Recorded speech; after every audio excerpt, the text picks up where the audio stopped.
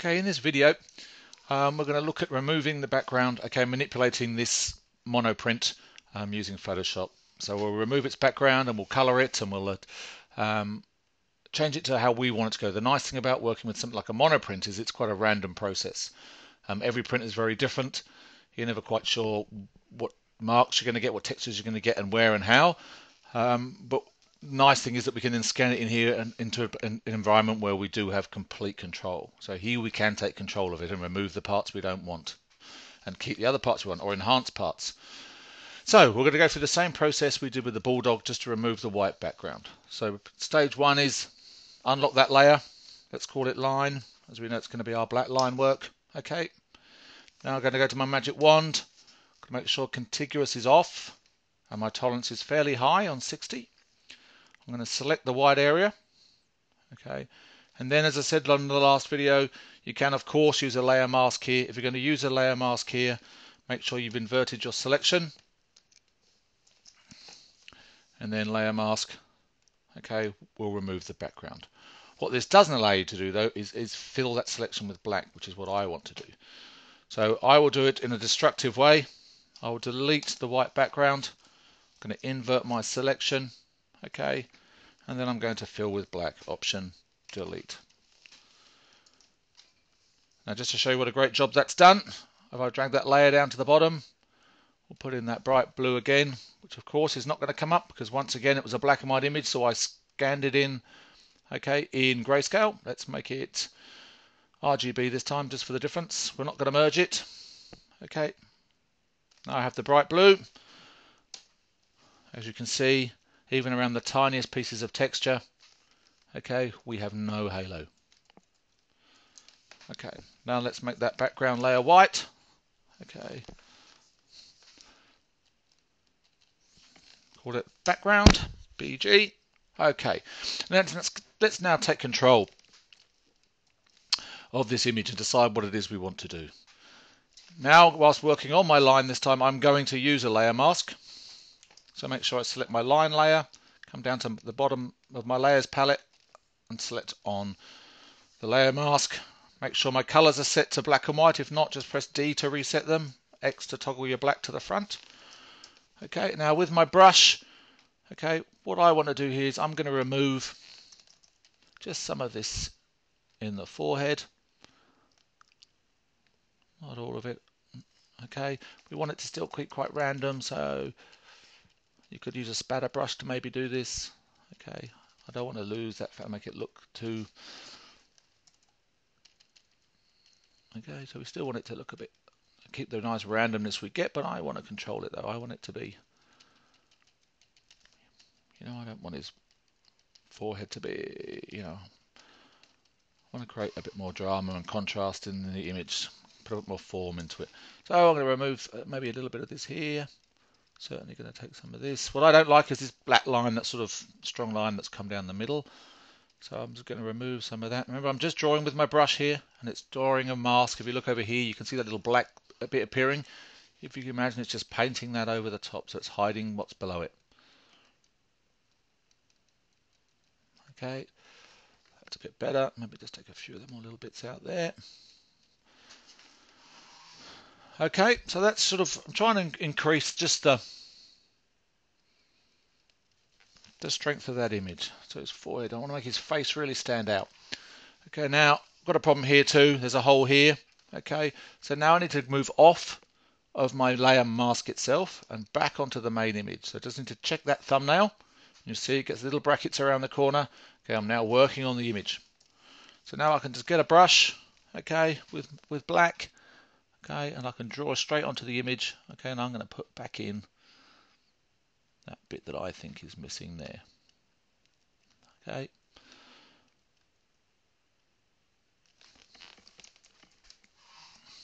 That's better. Okay. So there is the first part done. Okay. Now, whilst we've got this on, with my brush, I'm going to make my brush nice and big. I'm going to click back on to the layer. Okay, my layer mask. So make sure I click onto that thumbnail. And I'm quickly going to remove any sort of external mess that I don't want. I certainly want to keep all that lovely textures there in the jacket. Okay, and the background, but bits like this maybe too much.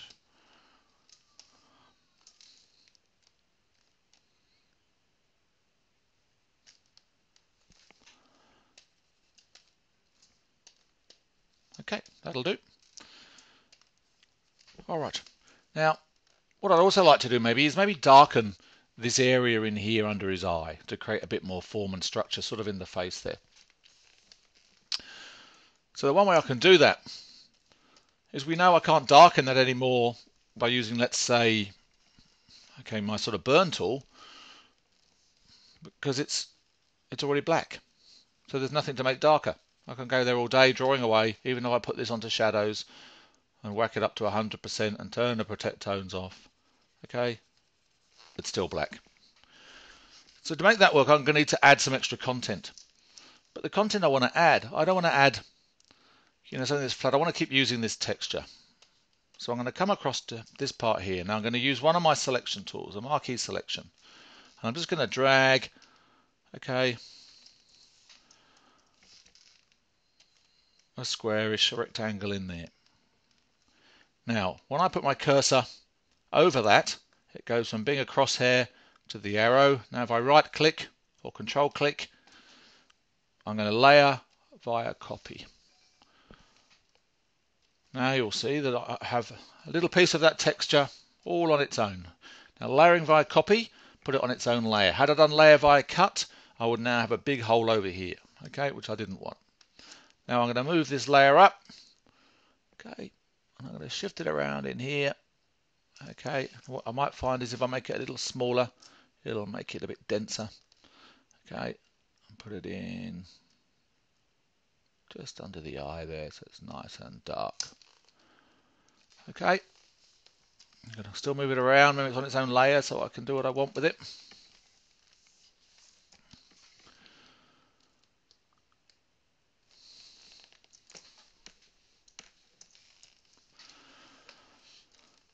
And then what I'll do is I'll have a quick look and go, okay, probably gone in a bit close there. Erase. I'm just going to take it off where I know it's gone over the eyes and into the nose. Okay, I think I just want it to be in that little shadow of the eye. Okay, and as you see, you can keep on building, doing that for as long as you want. Okay, that's a bit better. I just feel like I've got a nice bit of form in there. That's dark. I could do the same under the nose if I felt like it. Okay, it's up to me. You can keep on going. It really is up to you where you take this. So I'm really happy now with all my line work. So now I'm just going to merge these two layers together. Okay, you'll notice once I merge the layers, we lose the mask disappears. Okay. Okay, so what I want to do is now start playing around with colouring this. So let's make sure we've changed our mode, which we did earlier. That's good. Okay, so we don't just have to use flat colour. I can use any other textures or colours I've got. So on this document here, you'll see I've got just a watercolour. So it's just a random watercolour texture I made, scanned it in. Now I'm going to separate the windows, and using my move tool, I'm just going to drag this watercolour onto the image. Done. Now I want to use this, okay, to make a bit of a skin tone. Okay, so I'm going to use this just for Mr. Marco Pierre White's face here. Okay, now I can rescale it if I want to, but I want the texture to be a bit tighter. Okay, I can rescale it, Command T or Edit Free Transform. Okay, might do that quite like that across the face, but we can move that around. Now, going to put on a layer mask because I obviously want to remove all the stuff around the face. Now I can't use anything on my line layer. Let's rename that. Okay, with my wand, because there's gaps in all my lines, so there's no way I can use the contiguous to help me. So here I'm just going to have to do it myself with my brush. So let's start with a nice big brush. So we can just get rid of all the excess first of all, and then we'll come in and do the detail.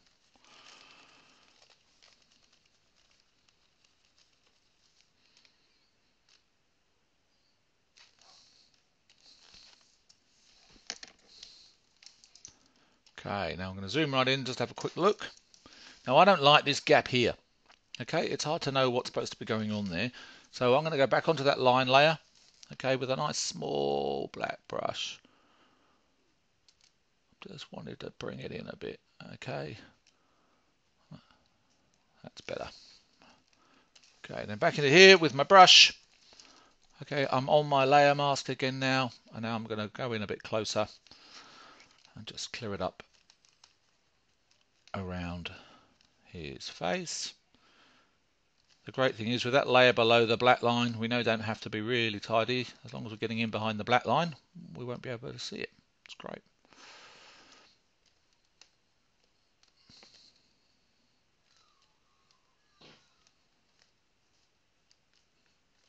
So there we go. That'll do. Now obviously at the moment, the problem with that is its colour's a little bit red. Bit of high pressure going on. So if I now select the image, okay, so come off of the layer mask, click on the image thumbnail, going to go to my hue and saturation, which is Command U, or image adjustments, hue saturation. I'm going to play with the colour. Okay, so I want to go to the right on this one and get it sort of skin tone-ish there, and then I'm going to add some white so it really sort of softens out. Okay, quite happy with that. Now what's lovely is if I zoom right in, okay, you'll see I've still got all that great watercolor paper texture. But what I can do is I might decide that I'm not really happy with where it's lying, that bit of water. I know that that actual watercolor paper is this sort of big behind here. So if I actually unlink the two, so on that layer mask, if I unlink the watercolor and the mask, okay, it now lets me move that mask around, okay, with inside the mask itself, okay. So I might want to change where it's coming in.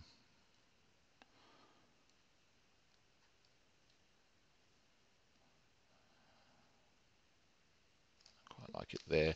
Okay, if I link them back again, come back to my layer, and then I need to just quickly clean up what was outside of the mask. There we go. Okay, so that's his face done. Now I don't want to add too much to this, so let's make sure we've got that face. You know, I want to keep it quite much as it is, don't want to overwork it, but each to your own. You could colour the whole thing like this. You could also, whilst you're on this one, if I click back on that layer, okay, on his face layer and onto the watercolour itself, I can now use my dodge and burn. Okay, let's go to dodge this time. Okay, mid-tones, 18% protect tones is good, and maybe I can really manipulated it again. I can lighten it up a bit in there, give them a bit more, you know, and then I can go onto my burn. Okay, let's get into the mid-tones, nice and low. Okay, nice big brush, and I can darken. We know what we wanted, that skin under there, maybe under his nose a bit. Okay, maybe a bit in this eye here. Okay, and you can work as much as little, so you can really go to town. You can leave it simple, you can keep working on it. Really, the freedom is yours. Now I want to add one more bit of colour, and this time I want to add a nice bit of sort of graphical colour. So I'm going to go to my marquee tool. I've created a whole new layer for it, which I shall call blue. Okay, but then I'm going to just drag a marquee basically around his head. And then I'm going to fill that, so Option Delete as it is my foreground colour. And now I'm going to use another layer mask and a nice big brush, not as big as that one. Okay, and I'm going to remove the colour where I don't want it. Okay, so I certainly want his jacket to be nice and white as it's a chef's jacket. And I certainly want to clear his hair out. So you know, you can come and take your time and come right into these bits here. I'm just going to do a quick job here.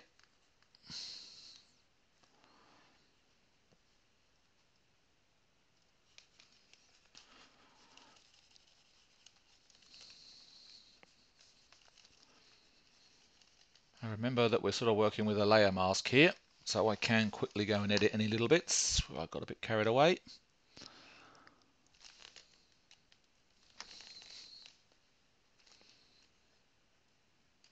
That'll do. And now I'm going to crop that image. So C for crop, which is in my selections. I'm going to crop it in. To strengthen the composition.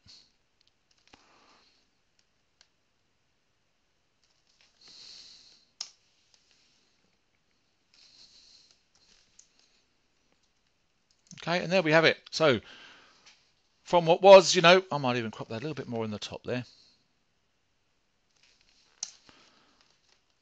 Okay, so what was a very simple monoprint, we now got this lovely sort of textured, finished commercial sort of illustration. This is much more interesting if there was an article, let's say, about Marco Pierre White in a weekend magazine, this than a photograph. It's much more engaging.